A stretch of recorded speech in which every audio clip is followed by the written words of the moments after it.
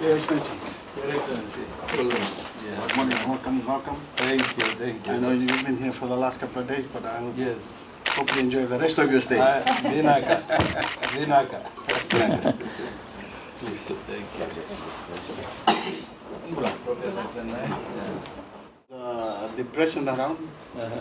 that brought about a lot of rain and of course And the flooding. flooding, yes. In the world. Yes.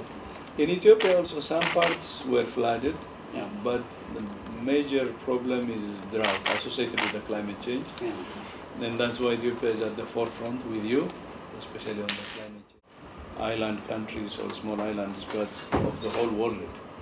And we always say, okay, you know, the problem could be felt today in small islands, but tomorrow it will be everybody. Welcome you Thank you. to our shores, and your visit to Fiji is most welcome. Thank you very much. And as I've said, I know you've been here a couple of days. I hope you'll enjoy the rest of your stay. Thank you very much. I would like to, but within that relatively short period of time, Fiji now has an established mission in your capital, Addis Ababa, and this shows that we are committed to our relationship with Ethiopia in full realization of the role. Come back again with your family I will.